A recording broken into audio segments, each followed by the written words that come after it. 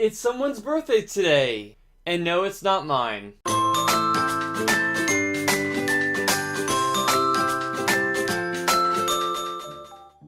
On this day, November 21st, back in 1987, Adventures in Odyssey, then called Odyssey USA, aired its first episode called Wits Flop.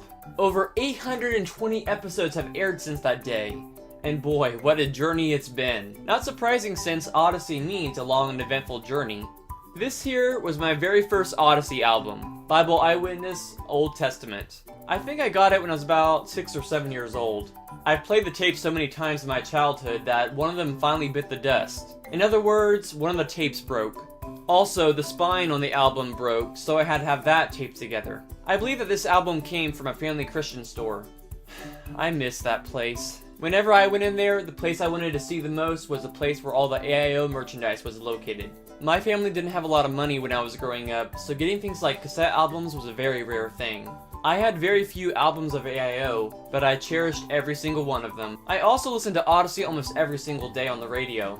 Of course, God had his hand in the making of the show, and because of him, so many good things have happened because of it. Because of AIO, we have so many great Christian radio dramas now. Shows like Downgraded Lane, Jonathan Park, Paws and Tales, Lamplighter Theater, and so many others were made by people who were inspired by AIO, and some were started by people who worked on Odyssey. I've had the immense pleasure of meeting several people who work on Odyssey. As I've met and talked to the cast and crew of the show, it's helped me have a better appreciation of all the work that goes into making the program.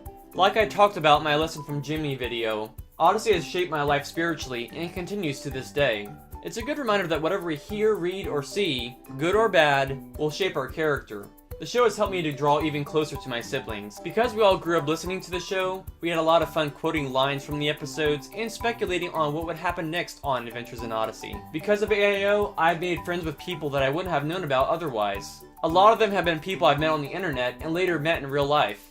All these things I talked about today, and others I didn't have time for, are reasons why Adventures in Odyssey is my favorite radio drama ever. If it wasn't, I wouldn't make so many videos on YouTube about it. All that to say is, happy birthday Adventures in Odyssey. May we all be blessed to have you around for another 30 years, and even longer.